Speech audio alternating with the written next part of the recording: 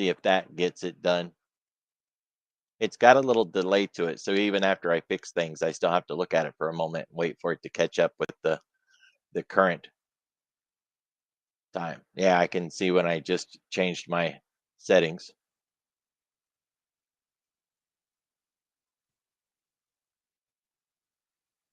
La di da di da. Got it.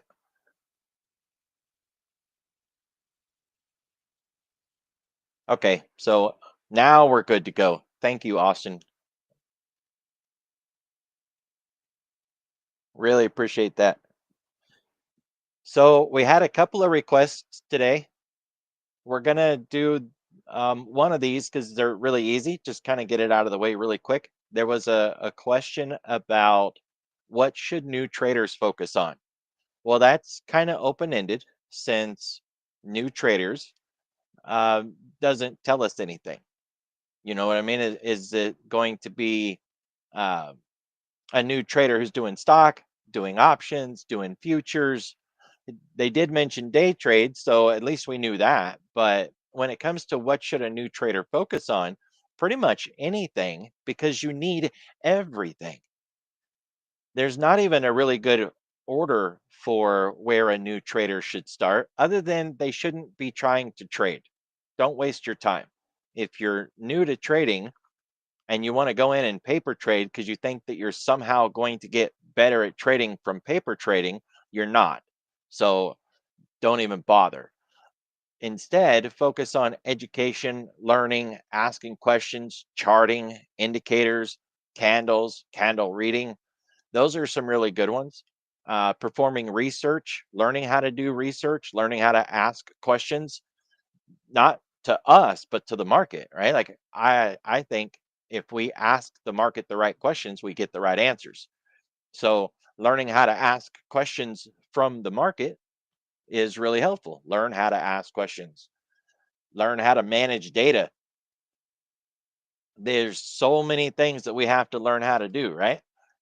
Utilize YouTube and Google and access PDF documents and store and correlate and organize data to be able to go back and synthesize and read that data and absorb it and do something with it, maintain it, retain it, utilize it into the future. All of that, a lot of people forgot how to learn or never learned in the first place. So now they want to be traders and they don't have any idea how to learn. Get a depository for data, which I recommend to be Discord. I think it's a fantastic way to store data and start gathering resources on the most obvious stuff you could imagine. Candles, moving averages, VWAP, those are go to must have things. And of course, if you're here, that means you've got a Bullish Bears subscription. Start working through the material on the website.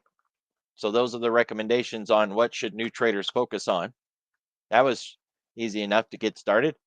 There was a question about order flow.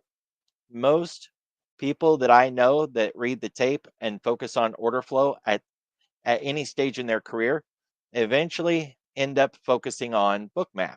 Now, I don't use a bookmap, I use Jigsaw, but it's the same darn thing, right? It's an advanced order flow tool.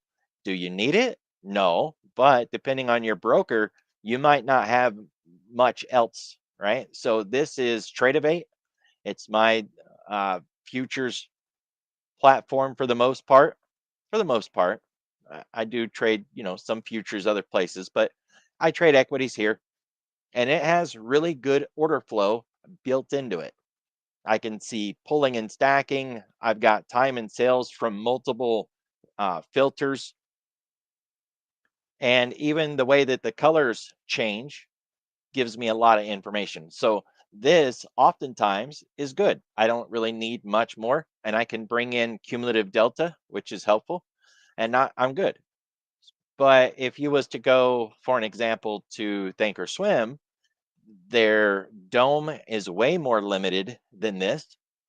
The filter for the time and sales is horrible, and you would pretty much just want to turn on Bookmap if you're in Thinkorswim because they didn't bother to build out any of their level 2 data and advanced order flow stuff. They just integrated somebody else's platform into it and called it good.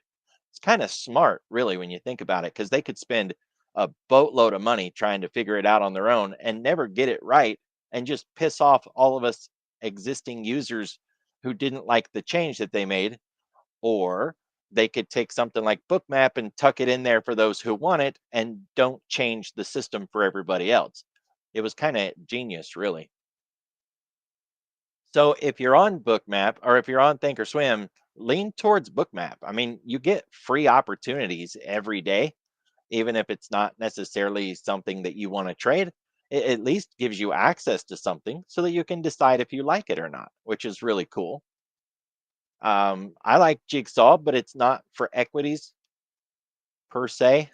I think you can use it on equities if you get the data package. I just never have, and I wouldn't. If I was going to do equities, I would just go with Bookmap. So right now they're offering Nvidia and Meta.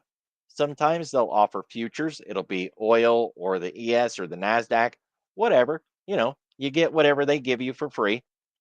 If you are interested in this Bookmap, I put some playlist in the chat. That'll get you focused more on level 2 and advanced order flow concepts. Otherwise, there's options level 2. You'll want to get into the options data and start looking at the time and sales in here and the product depth so that you can see the orders as they're coming in. Don't really have a multiple filter variety like we could at, say, Tradeovate. We can filter it, but we can't have multiple filters unless you want to detach this and then stack it that way. I haven't tried it. I think it'll break your computer if you if you try it. You better have a really souped up machine if you're going to stack multiples of these. I think it'd be a bit much.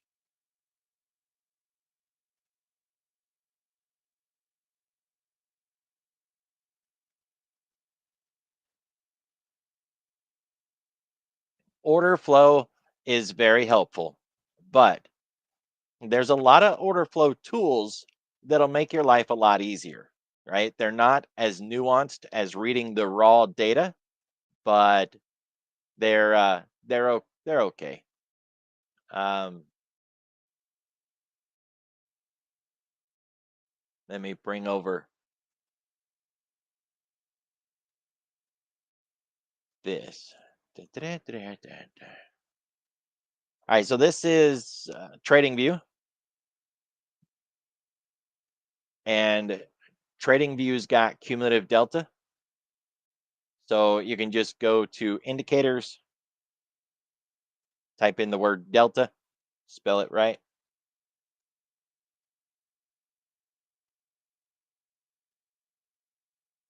And you can see that we've been divergent. That this is not what we want. We've been divergent. Price kept breaking down and the CD was not breaking down. Now, somebody might argue, wow, that's not level 2 and it's not order flow, but it kind of is. It's just turning it into candle form, right? And it's filtering out the resting orders. Think of cumulative delta, even though this isn't the correct description, it's the most useful description. Think of cumulative delta as the active buyers and the active sellers. It's market orders, not limit orders, resting orders, people who are passive. These are aggressive traders. So it's focusing on those and filtering out everything else. And if you think of it that way, then it helps, right? Keeps you focused on what is really getting traded that's working with or against price. So this was making equal highs, higher lows, and price was breaking down, which kind of helped with that reversal signal. I kind of jumped the gun here, but if we can get through 67.92 cog line, then we could get up and do 68.11 cog line. I'd really like to get to 68.11 today. If not, 6,800 would be nice. I'm not greedy. Okay, well, maybe I'm a little greedy, but not that greedy. Not like Home Alone bite your fingers kind of greedy. So this is order flow, cumulative delta. That's just one tool of order flow.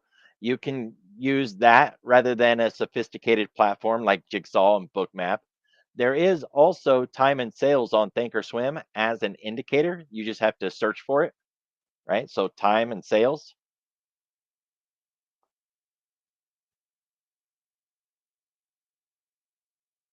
right there. And of course they got, different ones like the tape here from Liquid Trader. So we can add that. And of course, Liquid Trader, he added some color code to his too. It's kind of similar to Tradeovate as best he could, right? He just kept the dark background, but he can't get the color to change inside that dark background with the writing. At least he didn't. Whatever. So, you know, using tools nowadays, the modern tape, the modern tools, I think tape reading is not as complicated as it used to be back in the day. But if you're going to go all scalper level, where you're taking 2 or 3 ticks of profit and risking 1 tick in the process, you're going to want to really hone in on a different kind of processes, something like Jigsaw or Bookmap.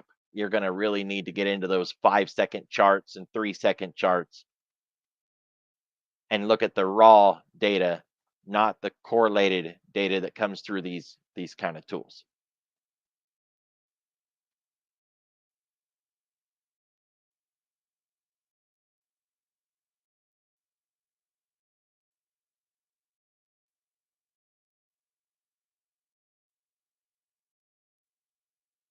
All right. The request for verticals this week. I'm going to use SPY. Um, when it comes to options, SPY is one of the most liquid products that exist. There's times when something else may have more options volume on the day than SPY. It's it's happened before and it will happen again. But if we look at the average of what a market has for options volume, no other market has an average as good as SPY. So that's about as good as it gets, right? When people ask me about liquidity, this would be the gold standard of liquidity. There's over 8,700,000 contracts traded today, and that's just on the SPY, right? Just on that. Then you got the SPX, the XSP, you got the OES or the OEM, whatever the 100 S&P 100 um, is. Then you got the weighted versus the unweighted, the ES, the MES. Those are all S&P options at the end of the day. That space has just a massive amount of liquidity. So it's rare you're going to find something with 8 million traded in options. And the day isn't done. It's likely that we'll get to 10 million by the end of the day. But even popular names like Apple, Tesla, Amazon, Microsoft, I mean, look, we're not even hitting a million here. So when we say, okay, well, 8 million is liquid, and then we go to Apple and we see not even a half a million, kind of makes us feel like Apple ain't liquid. And, I can make the argument that Apple isn't liquid. Tesla, 2.5 million. It's not bad, right? So liquidity, if we were just using the total amount of volume in the options traded, we could say at least a half a million, 3/4 of a million by the end of the day. But I think we would leave a lot of names out if we did that. But we do want to make sure that what we trade is liquid, especially if we're going to trade verticals. Now, depending on the time frame of the vertical, liquidity is not as important. And I hate to say that, but it really is true. Because if you're going to go out a year from now and you look around and there's only, 800, 1,000 options traded out here, it's okay. we got to judge it by other forms of liquidity. How wide is the bid ask spread? How wide is the strike widths? How wide is the expirations? How many strikes do they have? All of that is a form of liquidity. We can see that Tesla has $10 wide strike widths if we go out a year, and it has a 50-cent wide bid ask spread. 50 cents wide. That's $50, Ouch. $10.50. Whew. So, is it acceptable? Yeah, if we go out a year, it is. We still got to try to work the order, and it's worth considering legging in to that vertical because we know that Tesla is okay. We know it's liquid. It's just not really liquid way out here. And we would lose less in the slippage if we entered the vertical one leg at a time, right? Which means you would go long first, always long first. And then once you filled that long option, whether it's a call or a put, then you would come back with the short option. We wouldn't want to do that if we were trading closer in the front end in a more liquid space. Say I just want a 30-day spread. Now we're $5 wide and we're dealing with 15 cents in slippage instead of 50. So we got more liquidity here. The open interest is in the 20,000 range at the money and 2,000 range on the volume. So we got more liquidity. We could attempt to trade this as a pure vertical and not have to leg into it.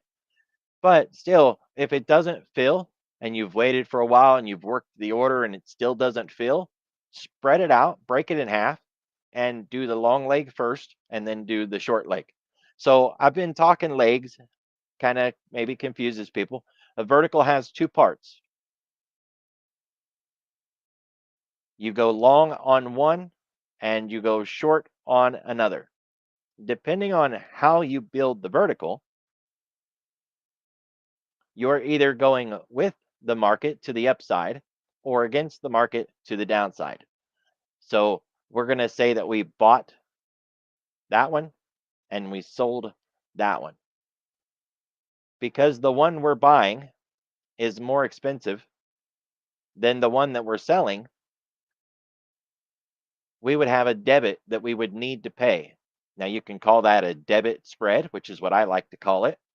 But we could also say that it's a long call vertical, or we could call it a bull call spread. They're all the same name. And it just means that we need price to move to the upside. We would expect these options to go in the money, and we would need to close this trade before it expires to make sure that we don't get assigned the options from having the assign the stock from having the options in the money. A lot of people get hung up on what strikes to choose, what expirations to choose, how much money to pay, are we paying too much? And those are all really good questions. The question about what strikes to use. You can. That's a good question. You can get assigned before expiration. Absolutely, yes. In fact, you can get assigned in any option as long as it's not a cash secured option like the SPX. You can never get assigned in those because there are no shares to be assigned to. But in any other product, as soon as you sell, you could have the buyer decide that they want to exercise their right and force the assignment. So if you sell puts, even if it's a put spread, you could end up with stock. And if you sell calls, even if it's a call spread, you could end up short stock. So you would get, quote, exercised on the call side and assigned on the put side. We usually just say assigned on both sides, right? But that's generic. It's not necessarily accurate, but everybody knows what you mean when you say it. And it sounds really scary that it could happen at any time, but the likelihood of it happening when there's a lot of time left is really, really low. Most assignments happen in less than 5 days to expiration. The next group happens within 10 days to expiration. And within that second group, the 10-day, that usually happens if there was a dividend involved. It rarely happens with 5 to 10 days left in that category if there wasn't some sort of dividend or um, a bid to take over a company, some kind of merger acquisition, M&A play, something like that. It doesn't mean that it has to have that just to be exercised, but it would be really rare for that to happen otherwise because the person who's exercising is the one who's suffering and you're getting all the benefit. Because if you sell an option that has 30 days to expiration, it's not worth anything until it expires, right? Until it decays and makes you profitable. If they come in and exercise it one day after, then they cashed in all that theta and gave it to you. It's like, here you go, ching ching. And now, sure, you may be short 100 shares, but the broker's not going to just reach out and foreclose your house. They're going to send you a notice and say, hey, you're short 100 shares. You need to manage that tomorrow. And you can tell them, hey, I got this long option. Let's just settle those short calls, the short call that made me short 100 shares. Let's settle it with my long call. And they'll say, done. Other brokers won't even reach out. They'll just take your long call, close it for you, manage the stock side of things, and call it a wrap. So it might sound scary, but you've got the other side covered because you got the long option. So it's all good. But it is true that you can be assigned or exercised at any time as long as you're on the short side. If you just buy options, if you're buying calls and you buy puts and you never sell the other side, then no, it can't happen to you until you hold it into expiration. And then you can get in trouble because it could end up in the money. And then, of course, an option that ends up in the money turns into stock. On the call side, on the put side, doesn't matter. The option gets converted into stock, and then you're going to be long stock or short stock based on which side you had. So these verticals, when you're trying to figure out what expiration, what strikes, all that, first start with some questions. How far do we think the stock's going to move? How long do we think it's going to take for the stock to make that move? If we're looking up, how low do we think it can go? And if we're looking down, how high do we think it can go? Because that'll help us try to determine how much risk we should be willing to take. And all of those will help point you in the right direction for how and where to build the vertical. We don't need to go 90 days out if we think the trade is going to be a 3-day trade, right? But if we do think the trade is going to be a 3-day trade, we might not want to just take the closest Friday, right? That might be a bit too close. Tesla, for an example, has an expiration on Friday, like everything else out there that has weekly options. And suppose I think I know where Tesla is going to go between now and Friday, and I want to put a vertical on, and I really just think it's for this week. I still probably wouldn't want to use this Friday's expiration. Always overshoot your time frame. Give yourself more room than you think you need. It'll help you out in the long run because you can go out, 912 days and still close it 3 seconds later if you want to. You can always close your options trade immediately. At any time, you can close it. So, give yourself the room that you think you need.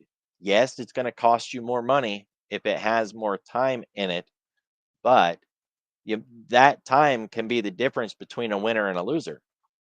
So, don't Don't sell yourself short, so to speak, and run out of time. Now, options that are out of the money, these trades are going to be cheaper. So if I was looking to do call debit spreads and I built them way out here, it would be a lot cheaper. But those are going to move differently when the stock moves as opposed to options that are way up here. I know it doesn't get said very much on YouTube, but options do not move when the stock does. Not very well, anyways. Options prices move because of the Greeks, because of the stock price, and because of volatility, right? As a part of the Greeks. But the Greeks, you can just, call those the theta, beta, the gamma, lump all those in one spot, take volatility and stick it in its own spot. So when you think about it, Tesla could rip to the upside and get a $10 move, and those options that are really far out of the money might barely make any money at all. If the volatility didn't change or the Greeks didn't shift, then those far out of the money options may not profit very much at all. The options that are in the money, especially with a really high delta, something at like 95 to 100, those are synthetic stock. Those options are going to move almost penny to penny with the stock price. If the stock moves up 50 cents, those options will monetize. But when you're far out of the money, these options are going to mostly move because of the Greeks and because of volatility. Now, don't get me wrong, they will make profit if the stock goes up. They will do that, but they won't make as much as you think. And at the money options will have the best of both worlds. They'll get some appreciation because they're, quote, synthetic stock, and they'll get some appreciation because they're getting the advantages of the Greek influence. And we can check how much a particular trade could make by using the strike price shift differential. So, for an example, if you buy the 480 call and you think Tesla is going to move $5, how much money do you think you can get? It's a $5 move. We bought it for 360. What would it be worth if Tesla moved $5? It would be worth $5.15. Right? Here's this one right there. We'll just stop right there. If I bought it for 355 and I sold it for 505, then I made what, a buck 50 in a $5 move? It's not bad. I mean, we made some money, but if I had bought the 465 and we got a $5 move, what I bought for 950, I could have sold for 1250. That's a $3 profit rather than a $1.50 profit. That's a lot more money. Yeah, that's 100% more money. Why? It's a $5 move in Tesla.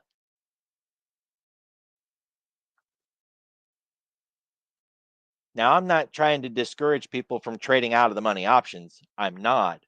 I'm just pointing out that depending on what your needs are, you want to consider different strikes to match those needs.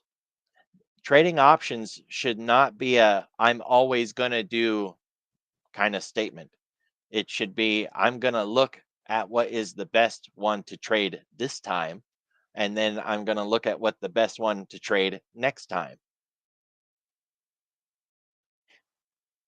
A lot of traders like to target the strike that they think price is going to. This will help when you're developing your options trade and you're focused on a particular um, price target.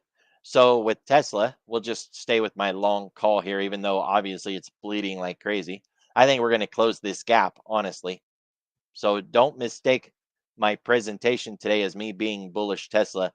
I think 459.5 is a really good short target. But if that was my target, I could build a vertical using that as the strikes that I pick. And this is a really popular concept that people use. The reason for that is all that talk about the out of the money options and how they might not monetize very much. Well, you can look at what an out of the money option is worth, for an example, and look at what it would be worth if we made it to the money. So if I bought this put at $2.05 and then that price actually made it to the money, it would be worth $8. That's a $6 profit. Because when we get to the money, even if that to the money happens to then be, 447 and a half, that to the money price would be around this. It's a nice little trick, right? Now, of course, all of that is dependent upon how long is it going to take to make that move. If we think it's going to take weeks, then one, we're going to need to look farther out in time. And then two, we're going to need to look closer in time for the answer. So if I bought this 430 and I want to know what the 430 would be worth at the money with 40 days having passed, it would be worth 18 and a half. Well, that's not cool. If I bought it at 23 and a half and I have to sell it for 18 and a half as a loss, that would suck. But that's not even the 30. That was a bad example. That wasn't the 30. It would lose more than that, would be the answer, right? No, I did that right. At the money is what we need. Yeah, it would be worth 18 and a half. So you would lose what, $5 on that? 40 days of price moving to your target. And what would you get? A loss. Even though price moved in the right direction, it would be a loss. And that sucks. So time frame matters. How long is it going to take the options to move there and then building out the vertical?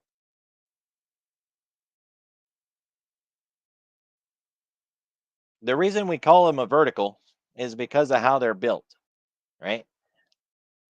We're moving vertically in the same options expiration. It would be called a diagonal if we moved diagonally along the expirations, or it'd be called a calendar if we jumped from one date to the next, but we had the same strike.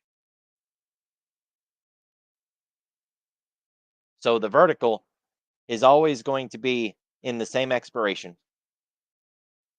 And you want to look at how much the one is that you buy versus how much the one is that you're going to sell. If your net between those two is a credit, you're opening a credit spread. A short put vertical is neutral to bullish. A long put vertical is neutral to bearish. Said that another way, a put credit spread is neutral to bullish. A bull put spread is neutral to bullish. And a bear put spread, neutral to bearish. All those funny names just confuse people, huh? Now, one thing about verticals, how do you know you're getting a fair price? This is something that I've come up with over the years, and it's been a really good tool. At the money should be half the width of the spread. This is a $2.50 wide spread, and it should be worth around $1.25. They're actually offering us a little extra money. They were offering $1.30. So they're trying to give us more money. If it's only a nickel, okay, why not? I'll take it. But if they're offering you 60 extra cents, 75 cents extra on top of, don't take it. It's obvious they want you to take it. They're going out of their way to offer it to you at a really awesome price just so that you'll take it. Don't take it. Right? If it's too good to be true, it's too good to be true. Leave it alone. But what you'll often find is they won't even offer you a good price. SPY and the Qs are really bad about this. Go in to trade a vertical on SPY and do it at the money, and you'll find that it is almost always underpriced. The reason for that is this is heavily traded by the algos, and by everybody else. And there nobody is slipping here and willing to give you even one penny of difference. You get a bunch of newbies piled into, I don't know, AA Alcoa, right? And then you can just gouge somebody like crazy and take all their lunch money. But you're not going to catch anybody slipping on SPY. At least I haven't been able to catch anybody slipping on SPY.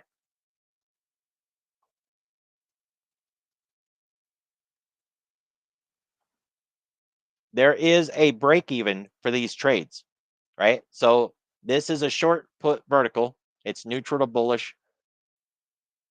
I am selling the 673. Generally speaking, we need both of these options to be out of the money. So I need price to rise higher than 673. But that's not technically true. That's just what we use generically to say that's my line in the sand. Get above 673 and I'm good. If you hit confirm and send, they'll tell you what your real. Wow, that just tried to fill. That's not what I wanted. If you hit confirm and send and you don't have the auto order fill button checked, it'll show you your break even.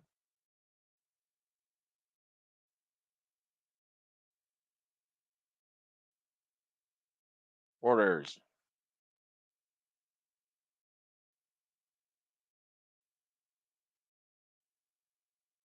Show order confirmation. And I don't see autofill.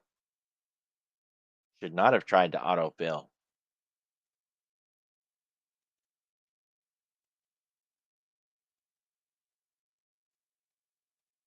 Huh, we'll see if it happens again. So when you try to fill the order, confirm and send, it'll tell you your break even right here. Break even stock price 672.58. Well, where does that number come from? They're taking 42 cents away from 673, which is our short leg, and that's our break even because this is the credit side.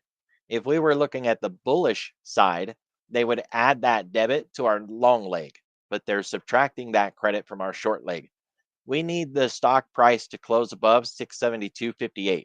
The cool thing is that we can draw that line on the chart and that would be our line in the sand. That's what price needs to close above for this trade to be profitable. If you're on Thinkorswim, you don't even have to draw the line yourself. You can tell the app to do it for you. Just send it over to the Analyze tab. There's our break even right there. And we can set the slices and then set them on the chart. So now that is our break even. And we know it is because it says it's price slice one. And that's the name of them when they come over from the Analyze tab. To make sure it doesn't get erased, rename it. If you don't rename it and you try to send more lines out here, it'll erase the lines that you had and it'll put new lines there. Once you rename it, it does not consider the lines to be the platform's lines anymore. They consider them to be yours and they won't delete them, which is nice.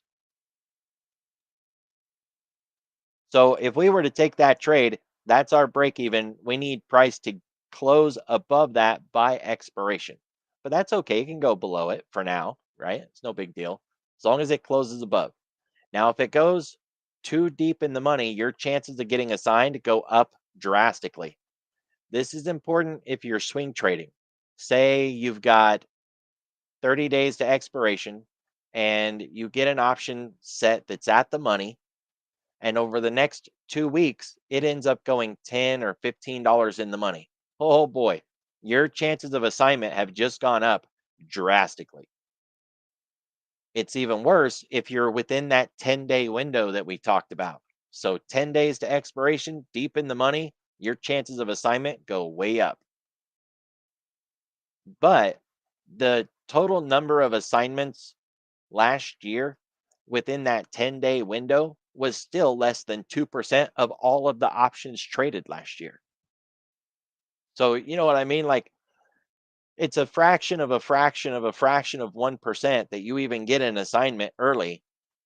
And it's going to be a fraction and fraction and fraction of that for it to happen within that 10-day window. It's minuscule, but your chances of assignment, even if it is fractions of a 1%, increase if it's deep in the money and less than 10 days to expire. And sooner or later, it will happen. You'll get assigned. But the good thing is, you can just reach out to me or one of the moderators, ask us questions. We'll walk you through it. And it's scary when it happens the first couple of times. And then after that, you're like, whatever. This is like going to the airport. There's nothing, nothing to see here.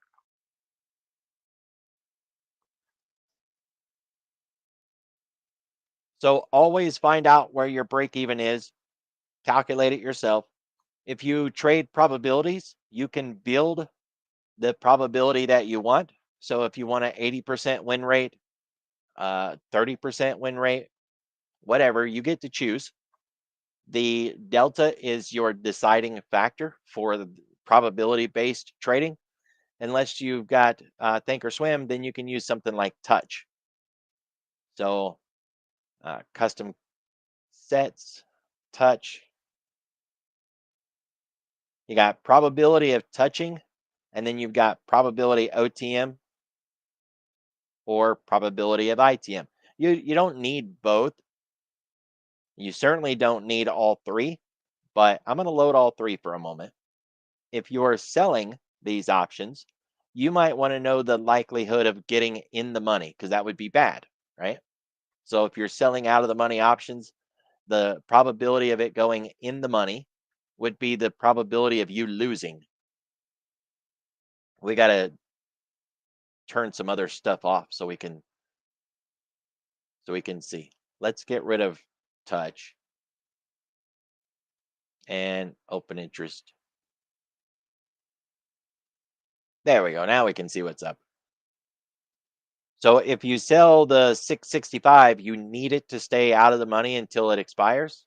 And the chances of it going in the money is 39% chance. You got let's call it 40% chance that that option goes in the money and closes in the money at expiration. So you got a 60% chance of winning, 40% chance of losing. If you was to go farther out of the money, your probabilities will go up.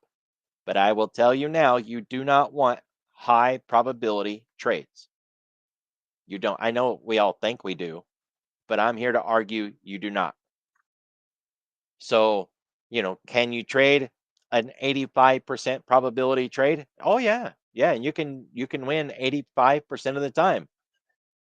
Unfortunately, when you do lose, and you will lose, the loss will be horrendous. It will hurt. It will wipe out all of the gains that you had made plus some, and you'll be less than where you started, right? This has been the bane of every options trader's existence. It's almost, in my opinion, why Tasty Trade started way back in the day, was so that they were back testing that one thing right there. And then they expanded into everything else that they decided to research and back test, and they're awesome. Tasty Trade is really awesome. They've never solved this dilemma, right? The best they've been able to come up with is to be nimble and have rules for when to sell these out of the money options at those probabilities. Well, it's not, quote, better, right? It's, if you run a high probability trade, you can do it once in a while, right? Like, I wouldn't make it my common theme to run a 80% trade. You could once in a while do that. Remember, we don't want to always do something. We want to be nimble and ask, what do I want to do this time?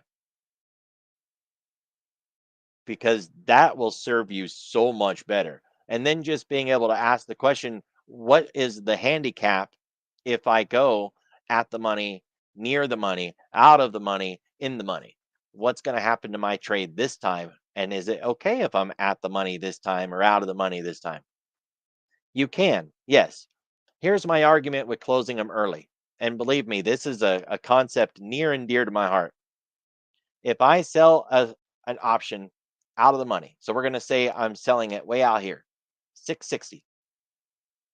I'm $12 away from price, right? As long as we close above that line, this trade will not be a loser. Unfortunately, if I did that with a $1 wide strike trade, it might offer me 2 pennies of profit. Well, I don't want to risk $98 to make 2 pennies, right? $2. So, of course, what do? We make the trade bigger. So, we would like, let's say I make this trade $10 wide, and the strikes are 665 and 65 and 55. So now I'm in a $10 wide trade, and I got it with the break even at that 660, which wouldn't honestly be our break even, but that's what we're going to run with just for the visual. So in this one, how much money can we get for a $10 wide credit spread when we are $12 away from price when we open it? Let's say about $1.50. So we're risking $8.50 for a chance to make $1.50, but who cares? Because we got an 85% chance of winning, right? Woohoo. Unfortunately, herein lies the problem. Once it breaks a major level and starts to fall, we are going to be losing about 50% of our max loss. Well, our max loss was $8.50, and we're now down $425, and we're only at $6.70. What happens if we fall to 665? Well, now we're at like a 90% loss in that trade. So when do you close it if it's beginning to turn into a loser? Way up here? Well, then why did we put such distance between us if we're going to close losers as soon as they start to turn into a loser, which it will immediately. Immediately it'll start to turn into a loser if price moves towards us even a little bit. We're going to go into the red. How red do we let it get? And you know what will happen inevitably, because it happens to all of us. If we close it right there and then it turned around and it goes back up, you know what? We're going to be really salty. We're going to say, oh man, why did I close it at 670? That was stupid. It turned around and it went back up. I should have held. And then you know what we're going to do next time? We're going to hold. And then it's going to fall all the way down, and we're going to get a $850 loss, and we're going to say, why the hell did I hold this thing? I should have closed it. Man, that was stupid. What was I thinking? It's an impossible solution or a situation, which is why I've solved this riddle. I don't have this problem. But that is the problem of trading those far out of the money options, right? On the sell side, is we honestly just have no solution for when should we close these? When they begin to lose, I mean, when should we close these?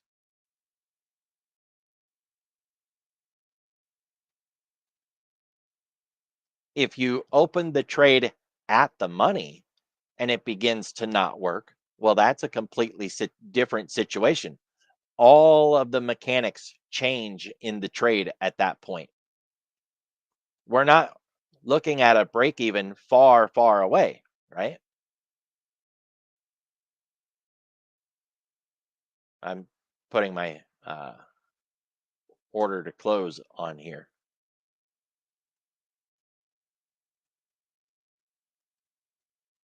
Let's just get a limit order there.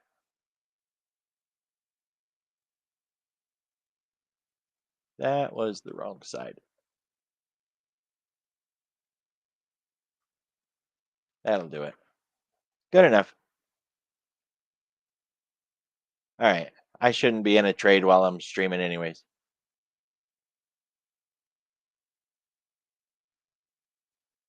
I'm out. Good. So if you like to sell premium or you like those credit spreads, you're much better off trading them at the money. I know it's scarier because everybody likes this distance, right? Like, well, if I sell these, all I got to do is not let price come down here and close, and I'm going to win. Woohoo! It sounds great. Even traders who can barely do technical analysis would see this as a a high probability trade. It's very unlikely that we'll go down there, say, in the next 3 days. And so that looks like a really good winner. And it will win 85, 90% of the time, whatever the probability is. But the loss will be crippling. There is no way around that. If you do it at the money, you don't get that big buffer, and that sucks. But you never, ever have to worry about getting one of those big, massive, crippling losses because the option at the money will be more responsive and will move with price as price moves up and down, as opposed to those out of the money options that will just immediately start to get murdered by the Greeks when price turns your and even looks in your direction.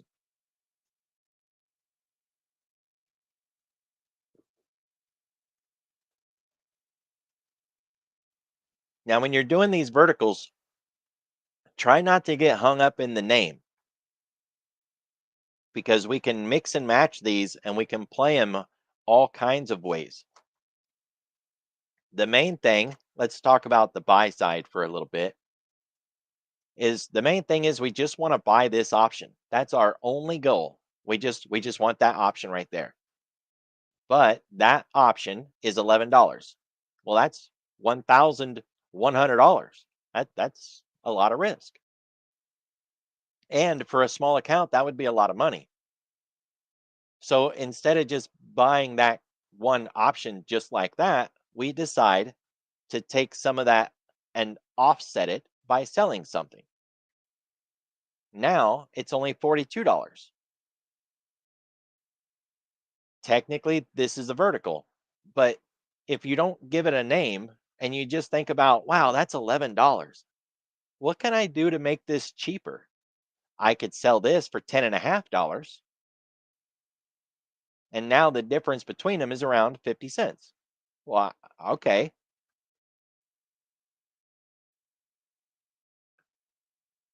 The same can be said about the short side. All I want to do is sell that option. But to sell a naked option, you got to have the stock or you got to have the amount of money to cover the stock. And that might be really prohibitive, right? To sell that option, we would need an account with at least 70,000 in it because buying power effect 67,000, but we need some room, right? A buffer. So around $70,000 to sell that put naked.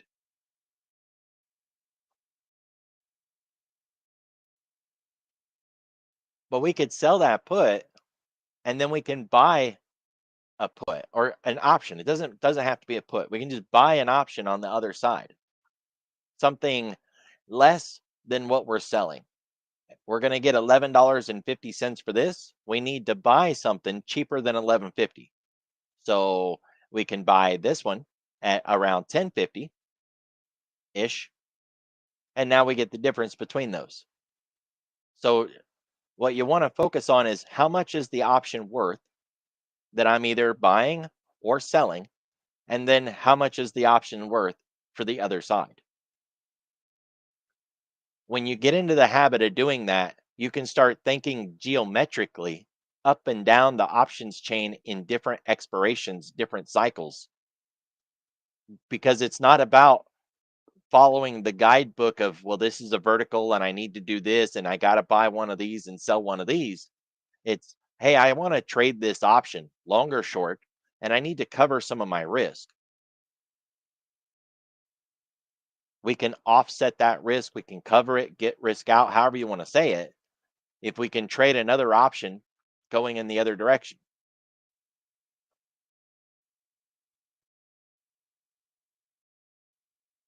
Verticals are the foundation for everything. Butterflies, iron condors, skewed flies, they all come from a vertical. And now in futures, you really can't do complex options in futures, but you can still do verticals in futures. And the time will come eventually where we can do complex futures options. It's getting closer every year, but we can't do it really yet. technically we can't. I mean, in reality, I know you can, but the broker won't recognize a butterfly on futures right now. But a butterfly is just a vertical, just two verticals. So once you grasp the logic of verticals, then the sky's the limit in what you can build and create. Well, I'm glad I closed that trade. We rejected 95 like we just hit a Green Bay linebacker or something. Green Bay. Don't hate. It's okay.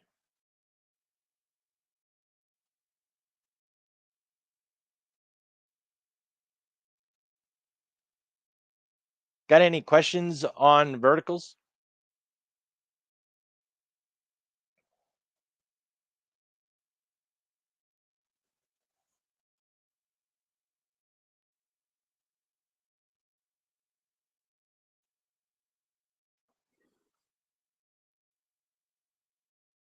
And I do have vertical stuff on the Bullish Bears website, by the way.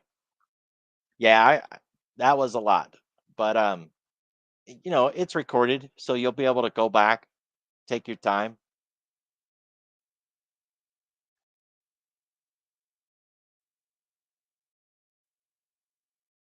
Right on. Cool.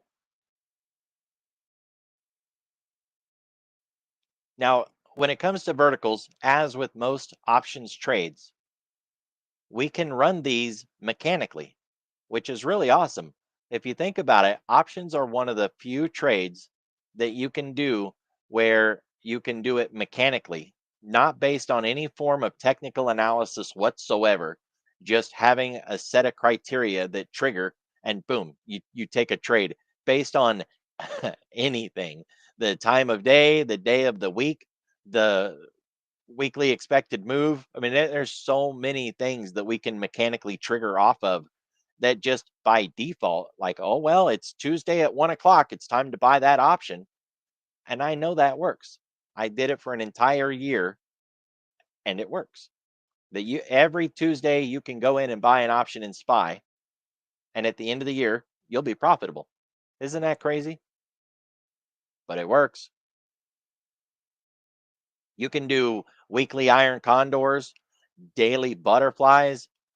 There's all kinds of mechanical trades that you can take in options that are just absolutely awesome. And you can connect that with the probability of the option, right? So if you take an options trade that has a 50% chance of winning, and then you stack the odds in your favor, you've got a trade that has a greater than 50% chance of winning. And keep in mind, the probability that you're using is based on, quote, at expiration. Well, who gives a damn about at expiration? We want to close it early. And if you close the trade early, you increase the probabilities of profit. So you can open a 50% chance of winning trade, close it early, and you convert that into a 65% chance of winning trade simply because you closed it early. And if you built it on support, or if you entered it after an extreme move and you're going the other direction, for an example, you've increased your probabilities even more. Unfortunately, we can't quantify what our probability is because there's no way to calculate what are my odds on this vertical doing what I want because I built it on support versus what's the odds that it works when it's in the middle of nowhere. But we know as traders that you know trading off of support or resistance works a hell of a lot better than if we're trading in the middle of nowhere. And Tasty proved if we close trades early, we have a greater chance of success. So, put those two pieces together and you can trade some poor probabilities with really good outcomes. Another reason that you don't want really high probability trades is how much money you get. The best way to convert this into something that people understand is think of the lottery. If I tell you that you have a chance to win $1 million and all you got to do is risk $2. Doesn't that sound fantastic? What a payout. Risk $2 and your max profit could be $1 million. That's the US lottery system. Now, what's your odds of actually winning? Really, really low, right? So, what happens when you do win? The lottery company is out $1 million, but they made way more than 1 million because of all the people that attempted to do it, right? So now you're the lottery company and you're looking at a 99% chance of winning. You're going to win all the time, just like the lottery company does. The lottery company wins all the time. And then sooner or later, somebody hits it and they got to pay out $1 million. Well, sooner or later, if you're trading those out of the money options, which are not paying you at all, right? You're making $2 profit while you're risking 1,000 over and over and over and over and over. And then ching ching, hey, damn, max loss. Ouch. So the lower the probability, the lower the profit. And that means you got to make the trade bigger, wider, put more of them on, and that just increases your risk and it makes it even worse. And sooner or later, you're going to get caught and it's going to blow you up.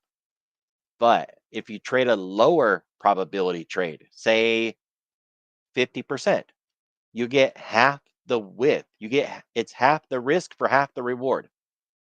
This is a $1 wide trade and it's for $48 in credit. We're risking 52 to make 48. That's not bad. Go out of the money. This is a $1 wide trade. We're risking $75 for a chance to make $25. Well, that's not good. If we close this early for like half the max profit, what are we going to get? $14? So we risked $75 for a chance to make $14. No, man. No, no, no, no. It'll work until it don't, and then you're going to blow up. So what Tasty decided to do to make this work is they said, "Sure, you can trade these out of the money options. Yes, you can. 100%. Yes. You just have to make sure there's enough volatility there to increase the premium to a high enough amount that the juice is worth the squeeze." So if you find things with a really high implied volatility and then you go out of the money to like a 20 delta and you sell options, you'll get enough credit to make it worth your while. That's what they said. They have a list of rules and criteria that you could attempt to follow, and they say that's the optimal success in paper on in theory. I have never found their criteria in the real world. It's like a freaking unicorn, some mythical beast that exists that I've never spotted. But in paper, they say if you can match their criteria, then you can sell those out of the money options. I say, damn all the silliness. I need to get a trade, preferably more than one, not some mythical unicorn that shows up once every 5 years.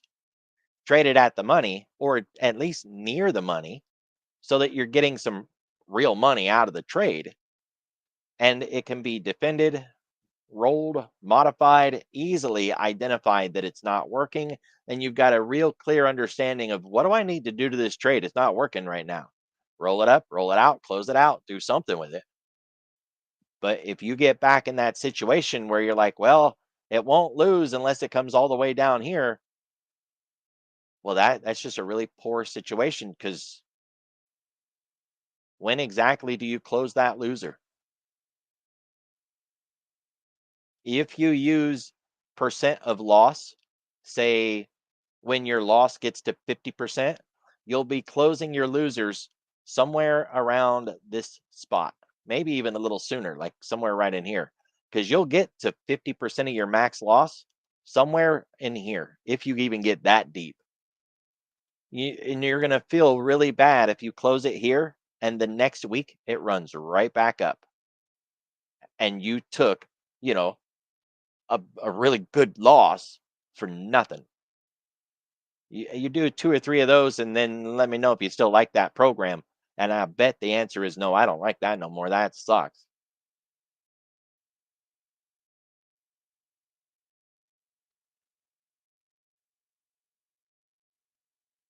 So if you're going to go out of the money, do it on the buy side, not the sell side. Because if you go way out of the money and you buy something, say 660, it's going to be really, really cheap. And what happens if it doesn't work? So what? Right? Like 2 pennies. You buy that strike, you buy the spread, it doesn't work, you lost 2 pennies. You can't get a cup of coffee at McDonald's for 2 pennies, right? The taxes on my dinner last night was more than $2. So, we're not going to stress over that loss. I don't want to lose as much as nobody else wants to lose, but it's $2. I think we'll be okay. It won't break the bank. But if that trade did win, it would have a really nice payout. So if you want to go out of the money, do it on the buy side, not the sell side. You can buy butterflies, verticals. Don't buy inverse iron condors. Always sell to open a condor. Always, unless you're running a gamma condor. I did a video of that on the Bullish Bears, but they're very specific gamma condors. So just stay on the buy side if you want to go out of the money. Near the money works both directions, buy side or sell side. You can do it either way. And contrary to popular opinion, the options data is not there to tell you what direction the market's going to go. Right? I know a lot of gurus on YouTube will say that all the answers are right here. They knew whatever company was going to go up because it was in the options. If you've got enough options data and you can find the repeat activity hitting again and again and again, showing you a directional bias, then yeah. But you can't just turn on any old random name like Ford and look at the options and say, oh, yeah, the options told us that this is going to hit this level and it's done and that's it, or it's going to go bullish, it's going to go bearish. No, it's not. Support and resistance, momentum and trend is in the options. That's true. But just like on a candle chart, if it isn't there, it isn't there, right? Sometimes you'll find it in the options, sometimes you won't, but you can't expect it to be there. And I've had a lot of traders say, I really suck at options because they think they're supposed to see that all the time. And then they can't see it and they don't understand why are they so bad at options that they can't see it? Well, you're not bad at options. You didn't do anything wrong. It's just there is nothing there. And if it ain't there, you can't see it. If you want to figure out where the market is going to go, don't expect the options to tell you that. You have to come up with that bias and then go look at the options. And sometimes the options will confirm what you think. Other times there just won't be anything in there at all. And then you still don't know.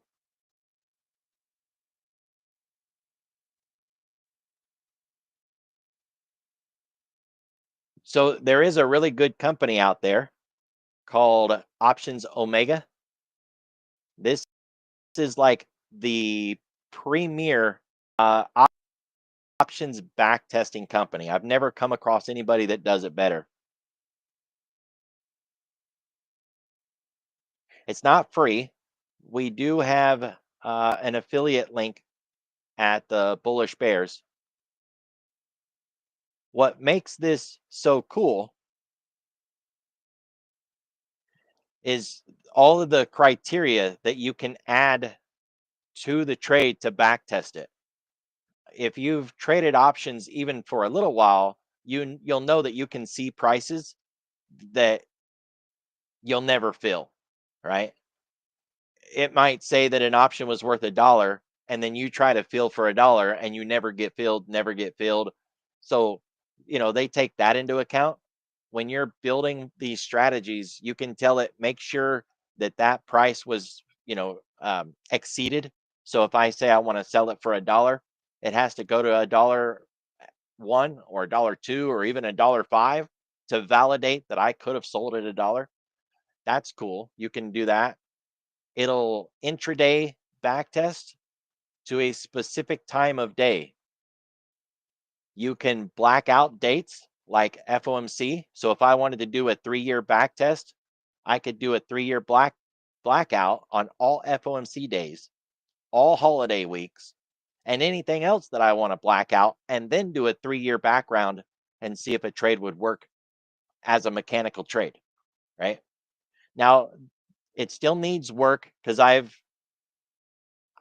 reached out to them and told them the criteria that I would use, they don't offer, right? Like I would use the weekly expected move, that sort of stuff. They just don't have it, but they do have moving averages and that sort of stuff, right?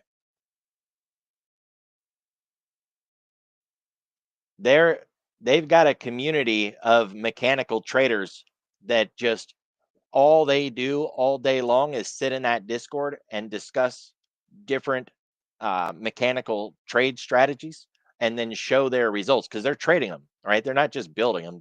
They do this for a living. They build them, they trade them, they tweak them, and then share them with each other. And yeah, it's pretty awesome.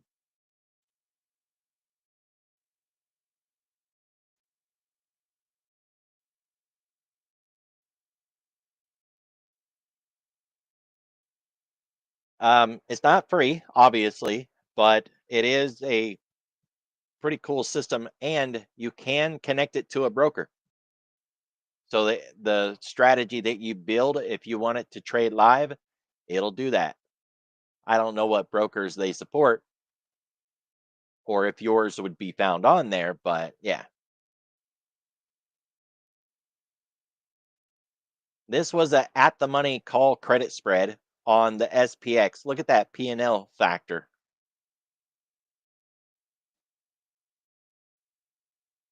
Max drawdown 6.7%. Average loser $2,000. Max loser $4,000. That hurts, right?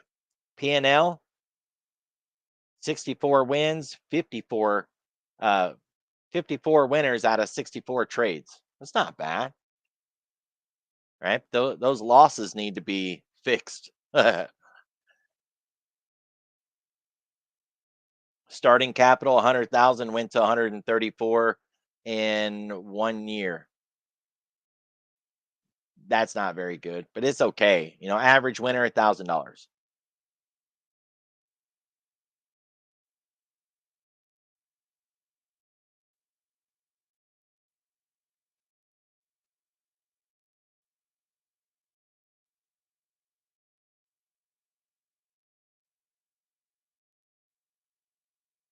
Yeah, it's a pretty neat system.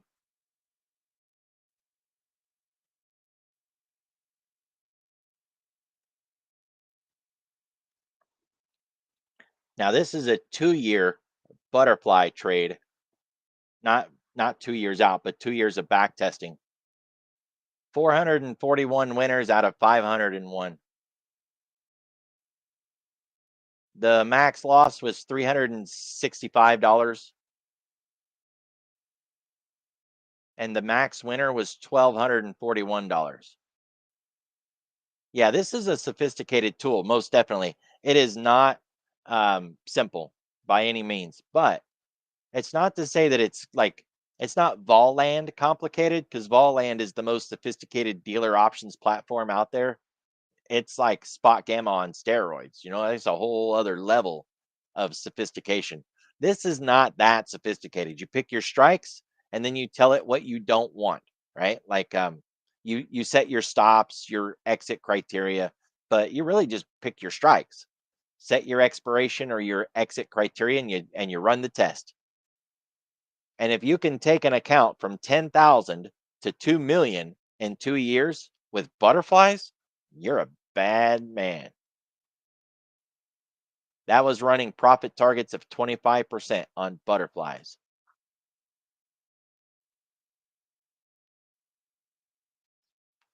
Those numbers should get your attention, huh? That's a mechanical butterfly strategy. No technical analysis required.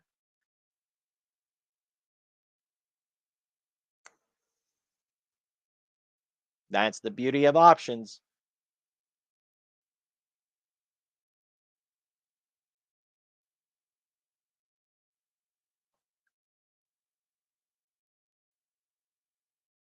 All right, now, if you're going to day trade options, there's really two groups or two kinds of day traders. And I mean, really three, but let's focus on the two main ones, the sell side and the buy side. A lot of the big players that I know and the institutions, they're on the sell side, not the buy side.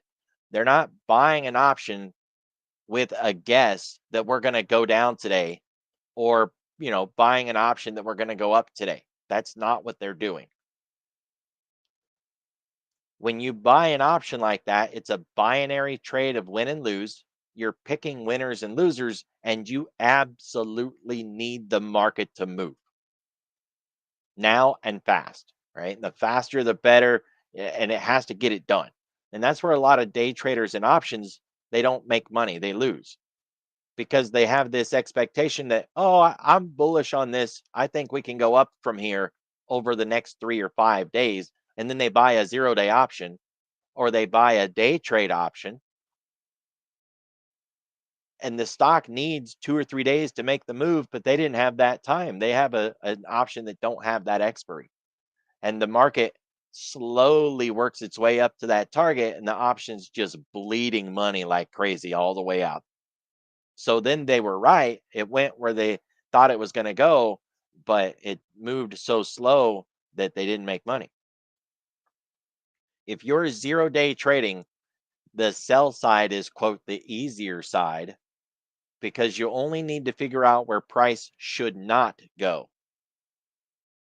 So, once we reversed yesterday, for an example, and this broke that, we got the failed bear flag, that would have been a really good um, short put vertical right there. This is the failed flag, although technically it's just this little area down here. Technically, it's just that, but we always use the 786. That's the flag. That's the bear pull. So once it broke there and started to run up, you could have put on a short put vertical 0 day that said, I bet you don't close below 675 and a half. And if you had done that, you'd have been profitable by, say, 3 o'clock. Put it on around 1:15, maybe 1:30. By 3, you would have been closed out in profit. That's a perfect 0 day trade right there. I love those. You never have to do them in the morning. So if you're day trading options and you think you have to play the 9:30, no, you don't. In fact, trading from 9:30 to 10 in options is the worst thing you could do, even if you're swing trading. Avoid trading options from 9:30 to 10. The options prices are all out of whack. They're all jacked up. They're the worst priced options that you can get your hands on. And that doesn't even take into account that the market could still change direction in the first 30 minutes. There's a 50, that's 50, a 50% chance that the market changes its direction after 10 a.m. Imagine that, right? Like that's your odds that the market turns every single day. There's a coin toss chance, no matter how bullish, we could turn bearish. No matter how bearish, we could turn bullish. A 50-50 chance. And the prices are all jacked up. So don't trade in the first 30 minutes when it comes to options. And if you don't believe me, there's a ton of articles, a ton of white papers and research, but you can just go in and look at them. Don't even trade it, right? Just go in and look at the options, any expiry, but if you want, use the 0 day. Watch the price of those options for a week. Every day for 30 minutes, just sit there and watch them. Record it so you can go back and see it in slow motion. Watch how the prices are. Don't try to guess if we're going to go up or down. Just watch how wide the bid ask gets and how radically mispriced everything is in that first 30 minutes. And then it'll all settle down and it'll start to normalize. But it's a mess at the open. If you're going to 0 day trade, I just showed a perfect afternoon 0 day trade. You don't want a 0 day trade every day either. That was a nice reversal. That would have been another really good failed flag play. This one, it would have scared you, but you could have done it, right? Well, it would have been afternoon anyway, so you still wouldn't have got scared. So there's that one. Not as good. If you can get a good solid run in the morning, up or down, doesn't matter, and then get the reversal, then you've got a really good setup for an afternoon play. This is the one that I showed from Tuesday. We got a lot to offer here, right? We got the failed flag. We got an inverse head and shoulders. But let's just zoom in on what we would have seen that day. It would have been about that time of day, 1 o'clock coming in. We get the 1 o'clock flow and it holds. And I traded this long. I put the picture in the chat, I believe, that day. We get the reversal. We start coming back out. Now, you don't have to wait for this. And I would argue that you don't want to wait either. You would want to put it on when we're still somewhere in here and do it near the money or at the money. So your break even could be, you know, say 675, this line right here, or 675 and a half. Don't go way out here, right? That's bad because we're not trying to never lose. That can't be our goal because we know losing happens. So trying to get far enough away to never lose is impossible. Go there, maybe there at the most, which would be like 674 and a half for your break even. And you'd be closing that trade by around 3 o'clock. It would have at least 50% profit at that point. Maybe you'd have to hold it a little later, 315, but that'd be a really nice trade reversal. When we zoom out and we look at it, there was an inverse head and shoulders. It was the 1236 of the Globex plus a little more. There was other reasons to go long. I remember I put them in the chat that day, but we had a lot of reasons to think that was the end of the run. Same thing with this one, right? Afternoon, we got to the low, we flipped it over, ran back the other way. Could have put one on that day. The idea is, have we run a long way in the morning, and is that ending so that we can run it the other way? The worst that's going to happen is you're going to get one of those rare days where we don't stop moving in the one direction and we actually keep going. Like today, we fell all day and we paused and then we fell some more. That's rare. And then there's that really rare day. We had one, what, a month and a half ago, where it was bearish like all day, or maybe it was bullish all day, literally all day. We just kept going and going and going and it never stopped.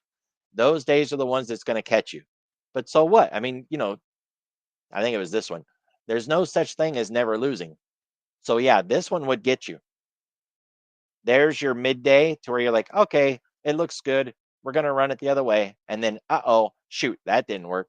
And then you try it again. Maybe, I mean, if you're wild enough, you try it again. Nope, that didn't work. And it got you again. So, nothing's perfect, but trading a 0 day with a credit spread at the money midday after we've made a big move has a high rate of success. And when you're wrong, it's a hand slap. It's not like those out of the money ones where it's a crippling loss and it's debilitating with, big loser numbers. It's not like that. But what you don't want to do is try it on a day where we haven't really gone anywhere. Say like one of these. Ignore that. That's too early in the morning, right? If you look at what we were doing on the day, we didn't go anywhere. We were still inside of the Globex. There was no extreme move. Did it work? Yeah, you could have done a reversal around lunch because that's noon. It would have worked, but I wouldn't have done one that day because we hadn't made a good move. So if it's a tight range day, I don't do these in a tight range day because, if the market hasn't expanded, then that means it can expand at any moment.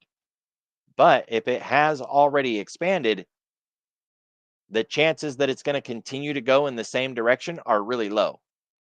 That's why we play reversals all the time, right? So a big move day, look for it to go the other way after lunch. Just scrolling back will show you how often that was true, right? Here's a big move day, turned around after lunch. This wasn't necessarily a quote big move day, but it was a breakout of the previous day, reversed after lunch. It's basically that one was my 111 reversal again. This was a big move after lunch. It just didn't stick, right? And it laid down again. So I really like that one. That's to me the best way to play a 0 day is big move days, go the other direction after lunch. And if you do it near the money, hell, you can even go in the money. Of course, that requires a move rather than just, saying it needs to stay above a particular line. It actually says, I need you to do more than stay above the line. I need you to run even higher. If we had done that here, let's just do this one leg instead of the whole day. Yeah, that kind of gets the 786. On this day, if we were building it, quote, in the money, we could have built something like 677, 676. That would be our put credit spread.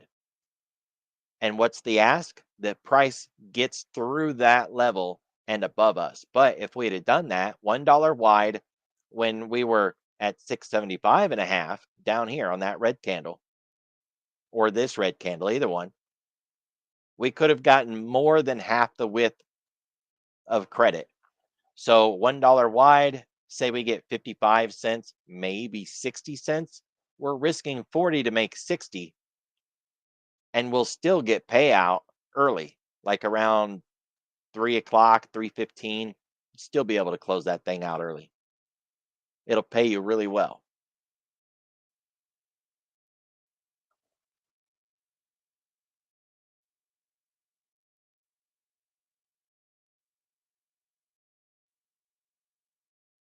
When? I mean, I do it often, more often than you guys think. I day trade in futures most of the time because there's no PDT, right? I've already got the chart up. It's what I'm generally looking at. But if I'm done with my futures for the day and I've already shut my account down and we get a really nice reversal, a lot of times I'll just reach out and do it right there on my Tasty account, on the options account.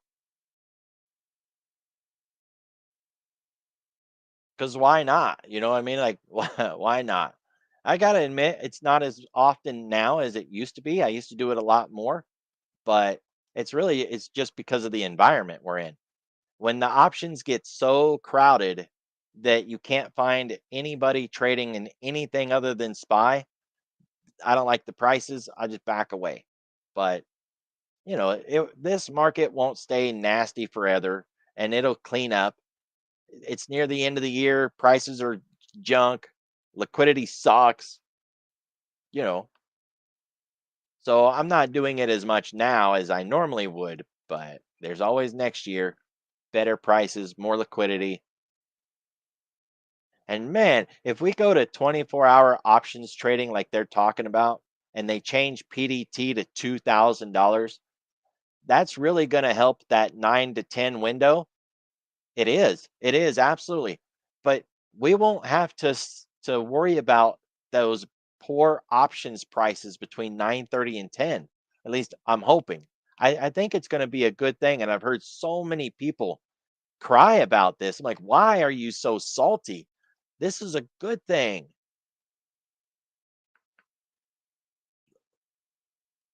The data that we get from options trading directly affects the VIX. And the VIX is one of the market's premier tools for risk. It will work better. The VIX will work better if we have 24-hour a day trading in options. So you'll have a much cleaner, more accurate VIX. That's the first argument that makes any sense.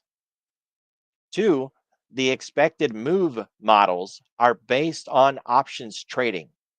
If we can trade options 24 hours a day and increase the total volume from 8 million in SPY to 16 million in SPY, we'll have more options traded, which means more data, which means a more accurate weekly expected move, daily expected move. The vol model will be better. The expected move model, because of the vol model, will be better. And then tools like Spot Gamma, Volland, those guys, their tools will be better because all of those tools are based on trade volume. It's why they tell you we don't want to look at, I don't know, IWM. Why? Because IWM's liquidity sucks and they don't want to use their really great, awesome, sophisticated tool to look at something with no liquidity because it'll give really bad answers. And they'll say, your tool sucks. It keeps giving me bad answers. Yeah, bad data equals bad answers. How do we get good data? More trades. So 24-hour a day trading, nobody says that we have to trade it at midnight or 2 in the morning. But when we get up in the morning, if it was traded all night long, we'll have a much cleaner picture of what happened last night and what is coming today. What were they preparing for? Because remember, options are used to trade what's coming. So they'll prepare, they'll hedge early, they'll get into things, they'll be structuring their positions because they're worried about something, and we'll get all of that. That's a good thing. It is going to change stuff though. It's going to change the 9:30 open and all of that drama that we get between 9:30 and 10. It won't go away, right? But it'll hopefully it'll reduce some of that drama.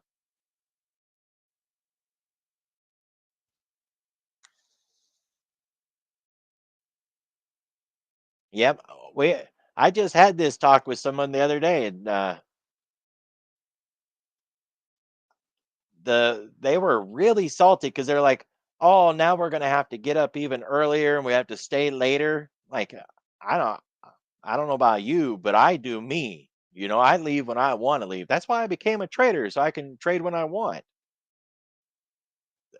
If you don't want to trade at 8 o'clock at night, don't trade at 8 o'clock at night. I don't see, what the harm is. Yeah, that is true. There's traders that work for a company and they have to sit there and do it. But a lot of those companies got smart and they hired people in the nations where it's daytime. So, if you want someone to trade the European Open, hire someone that lives in Europe. It's their daytime. That way, you're not paying a US person to be awake at 2 in the morning to trade the European Open and having to pay them overtime or overnight pay because those companies will pinch a penny, baby. They'll pinch that penny twice if they can. The algos are a good thing, not a bad thing.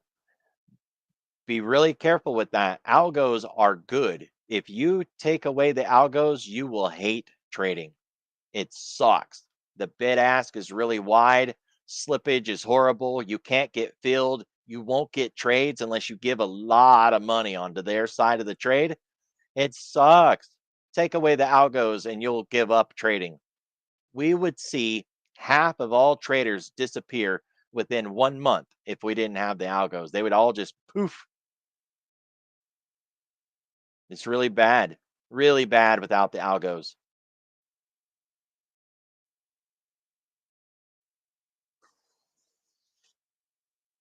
I would argue that buy and hold is still really good. There's nothing wrong with the system right now except the environment we're in. The environment we're in is no forward guidance from the Fed, a president who's trying to eliminate the Fed. We got a Fed speaker getting pushed out for politics. Like there's some really bad things going on. A government that's trillions in debt and they're manipulating the brokers. The bonds are broke. Japan has changed. Can't blame all that on the algos. Every research paper out there that's focused on the algos and tried to blame it as a problem, every single white paper and college report and article that has come out says if it wasn't for the algos, we'd be screwed. Bid ask is better, liquidity is better, volume is better, expected moves are more accurate. Everything is better because of the algos. Everything. That is true. Yeah, fundamentals have gone right out the window. Nobody cares if it's a zero company, right? Take all these SMRs that have absolutely no profit. Yeah, buy the stock. SMRs are going to the moon, baby. I get you on that one. Yeah, I can't even argue. You're absolutely right.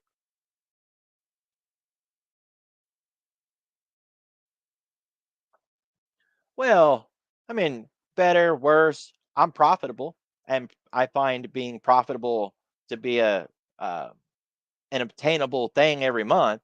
I don't want to use the word easy because nothing's easy in trading, but it's certainly achievable every month.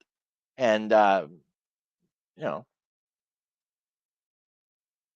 I don't do fundamental trading, so you know. Now, see, the moves are not necessarily just attributed to the algos. There's a lot of white papers that argue that uh, all these new traders who don't know what the hell they're doing, who will buy into whatever's moving and hold on for dear life with diamond hands, they're the ones that are exacerbating the move. And the algos are just heightening it, right? They're like, the algos are the gasoline and the new traders are the fire. So the new traders, they're the ones holding the diamond hands, and then the algos are pushing it even further.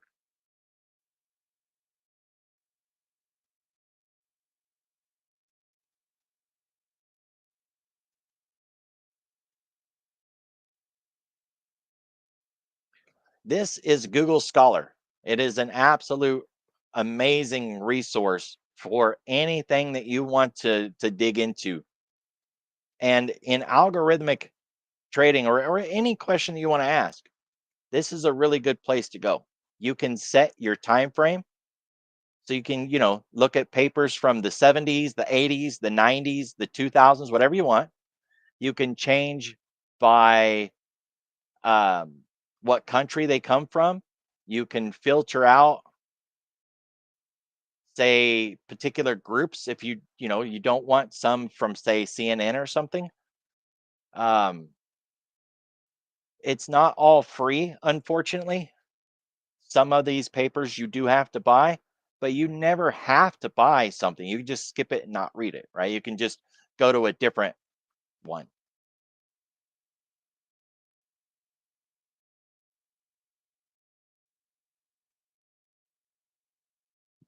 The thing is, and that was Google Scholar, guys, for anybody that's interested in it. Market dynamics change for a lot of reasons, and it's a big cycle. And we always have to ask, why is it doing whatever now? And what was it doing back then? Before COVID, markets were completely different. And after COVID, we have, this new world that we live in is just a completely different world.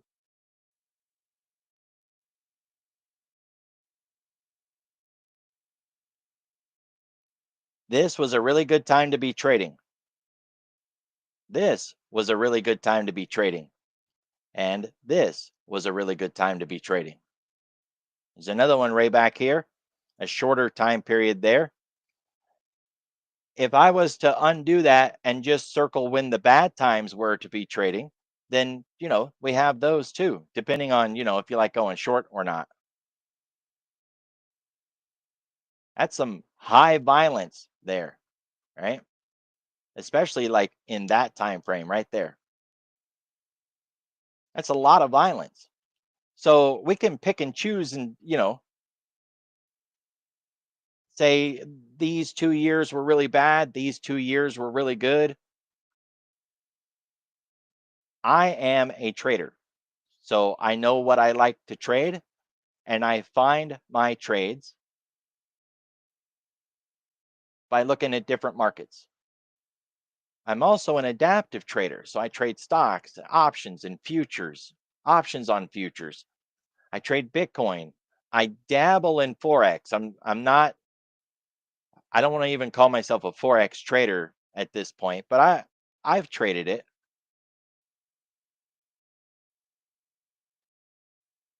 And I can tell you there are plenty of traders who still trade fundamentals and they do just fine.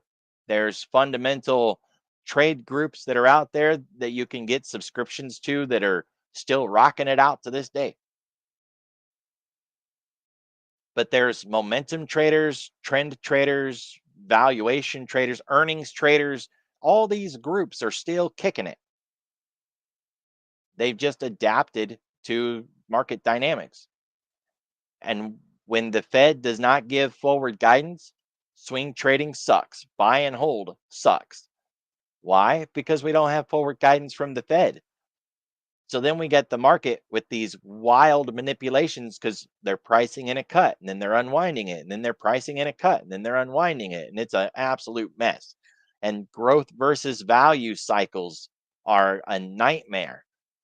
If you want to buy and hold environment, then make sure we're in a buy and hold environment, that we've got growth over value, forward guidance from the Fed, and the S&P is above the 50 and the 200. There's your check mark.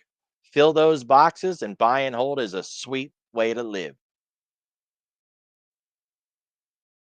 If we don't have those conditions, yeah, you're going to have to add some logic behind it because it's no longer a stock pickers market. Or maybe it becomes a stock pickers market, right? That's a better way to say it. So you have to have a very nuanced reason for trading when you don't have those conditions, rather than just being able to throw a dart at a barn and take anything long that has fundamentals behind it. Yeah, yeah, that's what scares me about Forex. Man, when it wakes up, it wakes up. I thought Bitcoin was violent until I started dabbling in Forex.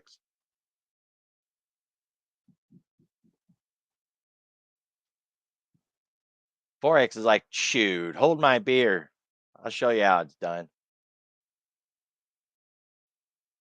Bitcoin could take some lessons. So at the end of the day, what it all comes down to is we understand the risk, we can find a way to offset that risk, and we've got a good idea of our probabilities. But probabilities are hard to quantify when it's not an options trade, like just a stock trade on support or resistance. What's the probability that we're going to turn here or we're going to break there? It's almost impossible to quantify, which is why we want to journal and keep track of how good am I at trading these reversals on the edges. Do I have a 80% win rate, a 20% win rate? Because if you try to trade reversals and you lose 80% of the time or 90% of the time, then that's telling you, hey, don't trade those reversals. Our probabilities have to come from our own numbers, because I don't know a way to put probabilities on stock moves or price moves.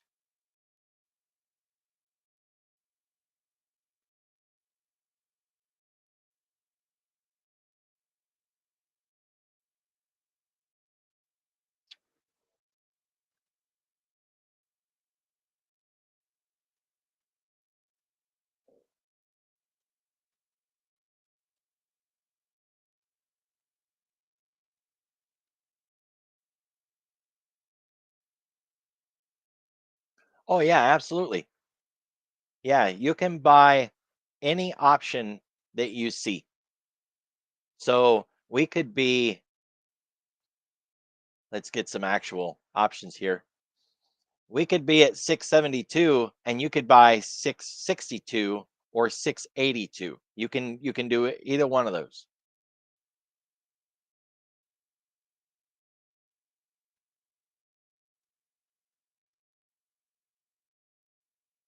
So if you're the buyer, you have the right to exercise it at any time. But most people don't. They just buy it and then they sell it again. And if you buy the option at say $8 and the options price goes to 887 and you sell it and you make $8, $80, then cool, it didn't need to go out of the money. It didn't need to do anything. I bought it for 8, I sold it for 850, I made 50 bucks, move on to the next trade.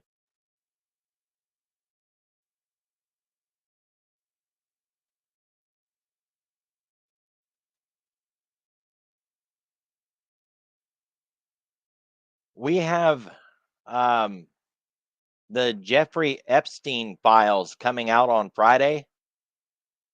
Now, I've heard that they're going to be heavily redacted and that while the file will be released, there really won't be a whole lot in it that you can actually read. But whatever. That's coming out on Friday. We're going to get jobs data tomorrow. That's a really big deal. And Japan is supposed to raise their rates Friday. And that's supposed to be a really big deal. So we do have some threats coming. And the president tonight, which we still don't have a clear answer on what he's going to say either. Right.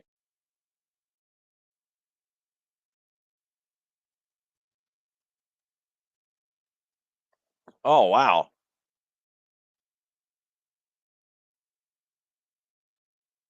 Feel that.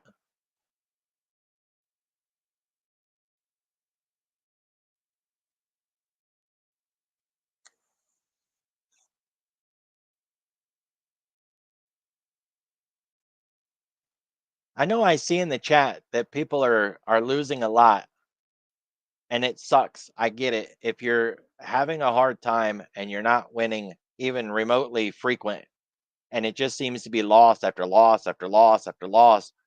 But look, call timeout because there's a lot of red flags that say you shouldn't be trading right now.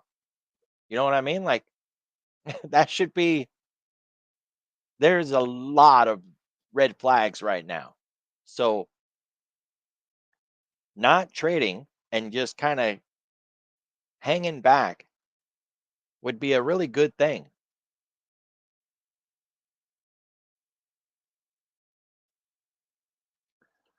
Um, on that higher rate question, I've got a write up that I can share that will really kind of, I think, let me rephrase that.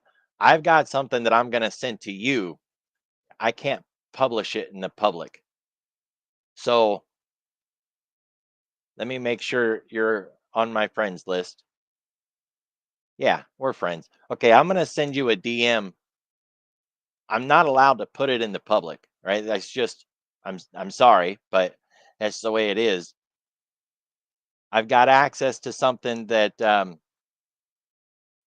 I believe can really answer that question that goes into the why behind it. And I will get that sent. That'll hopefully clear it up.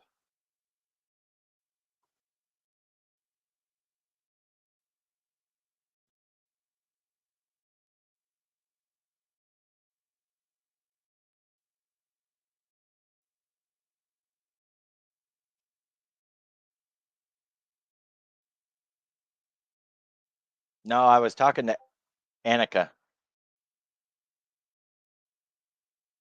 I mean, I can share it with you too. She asked, so I was talking to her, but I will happily share it with you too. I just can't put it out in the public And I got to ask that you don't put it out in the public either, because it's not mine, and I don't want to make the person upset who let me have access to it.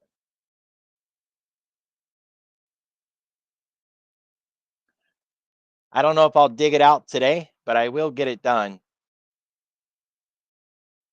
and I'll hook you guys up with it. Right?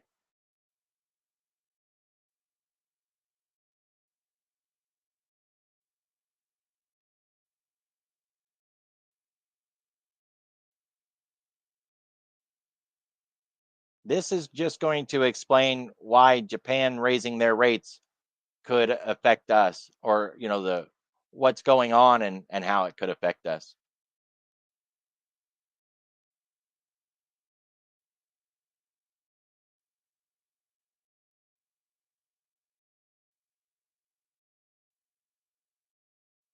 A critical developing theme is that Japan has a Fed problem.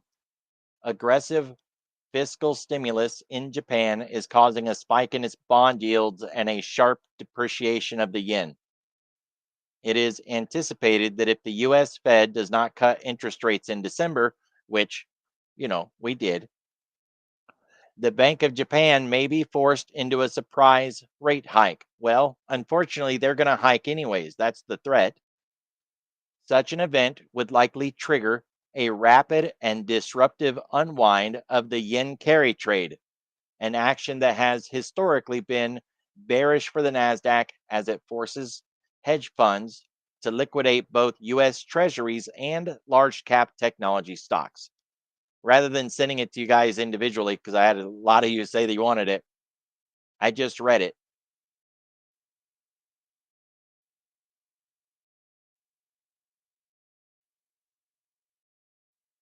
All right, so that's the why. It's gonna force the funds to have to cover their treasuries and their large cap stocks. And that was written before we had our Fed event, right?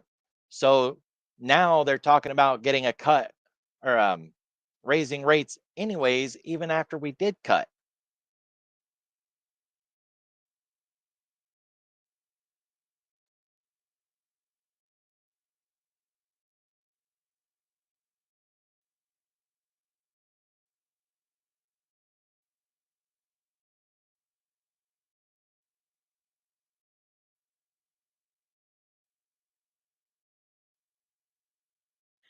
The whole yen debasement thing is just out of control too.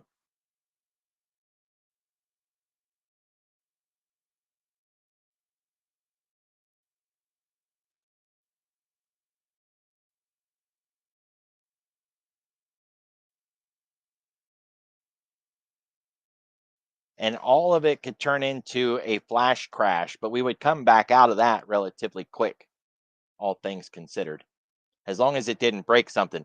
But I've been arguing for a while, we don't know what's going to break now that Japan is changing a system that's been in place for over a decade. There's so many unknowns to that it's just really scary, right?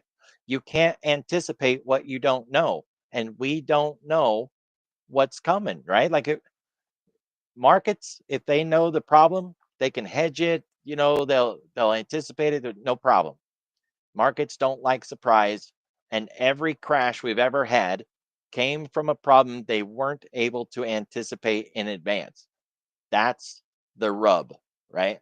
What if Japan changing its system causes a liquidity crisis or a flash crash that also at that point breaks something that we can't anticipate at this point, and we end up with a '07 crisis all over again?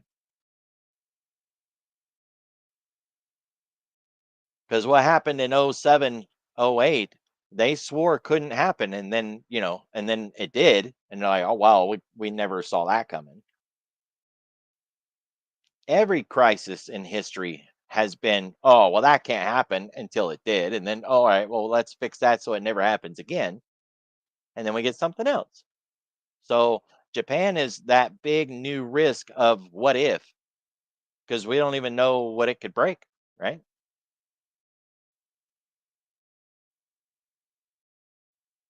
Yeah, maybe, or we'll all be trading yen and the yuan because there won't be a U.S. dollar maybe at that point.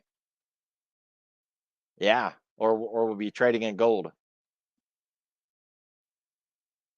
It might all be the People's Republic of China when it's all said and done, for all we know.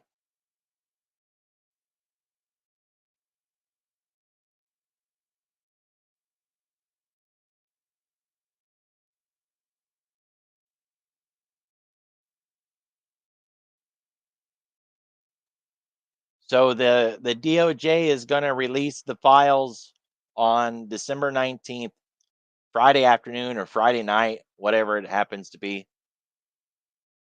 How much they're going to be redacted, we don't know. So we have the president tonight, unemployment tomorrow, and then triple witching on Friday with a data dump on Friday. That's a lot of unknowns staring us in the face right in front of two holiday weeks back to back. Yeah, the Epstein files is a data dump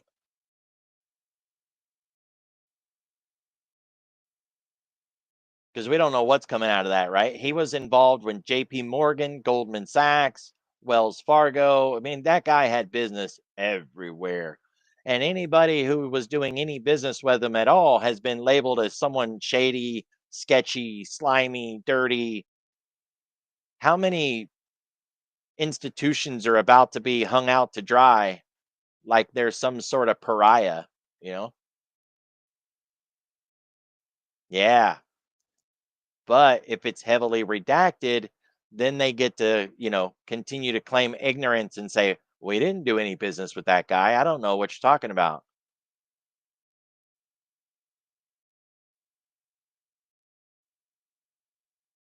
That's what I keep saying. I'm not in the files. I promise I'm not in those files.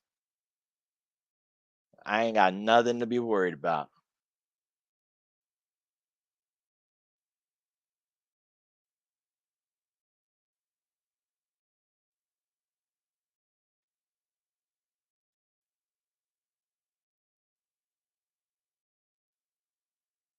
All right, guys, let's wrap it up. As always, if you got topics that you want to hit on, let me know.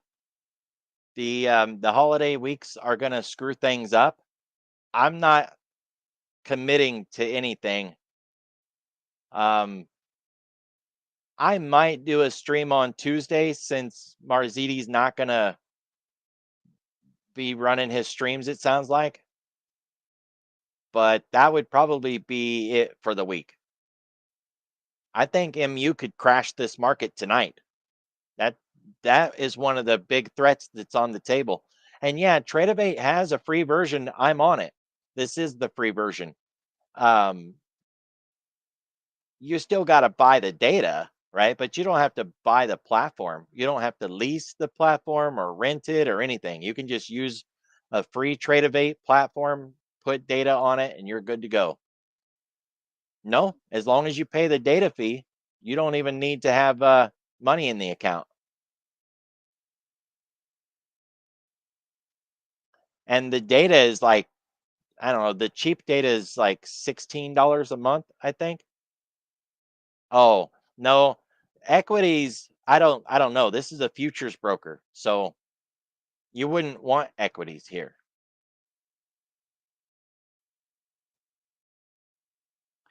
If you want equities, you'd want to go to like Webull, Robinhood, Tasty. Um, Moo is another really good one.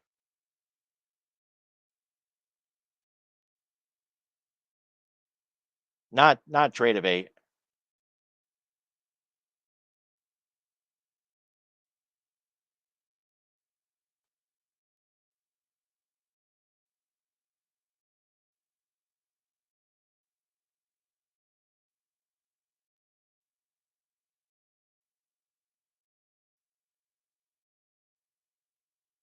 This is a broker that I've been using. It's called Public. I really like this little booger. It's okay. It's really hands off. Like I don't do a lot here. I put money in it and I started using it and made money. And now I just use the money that I made while using it. So, it's been a really good platform. And I've got all of these are holdings. I've got a lot of stuff, right? A lot of stuff.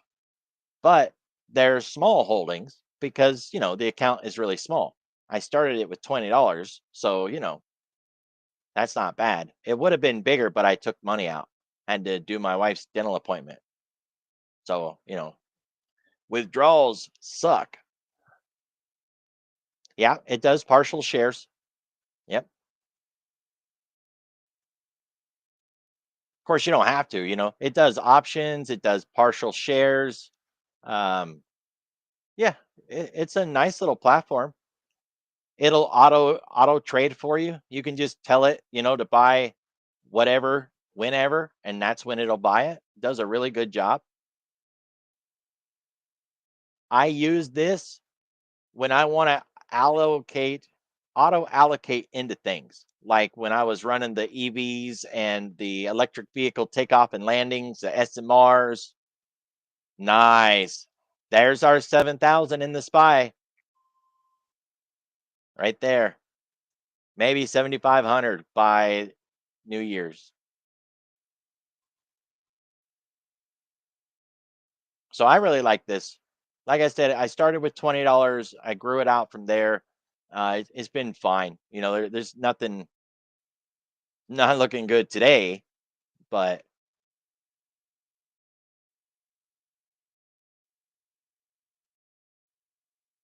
it's okay.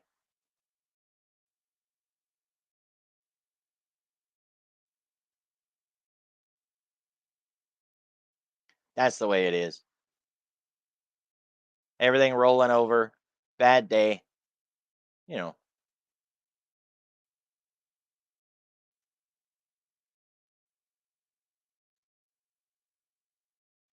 All right, guys. Let's wrap it up. I will see you all in the morning briefing. And next week, I think Tuesday will be the only day next week. And then the 30th, the following week, right? Because we'll have New Year's. The market will be closed for Christmas. It'll be closed for New Year's. Um, and of course, I'm not coming back on the half. I'll be here Tuesday, but that's it. The rest of the week, no. And I'll be here next week, right, until Tuesday, and then and really, I don't want to commit to the 30th yet, guys, because if it's really illiquid Monday and Tuesday of the last week of the year, we might just not do that. But I don't think it's going to be that bad. I think it'll be all right. So Monday and Tuesday, both those days should be fine. But after the rest of the week, no, no, no, no, not for me.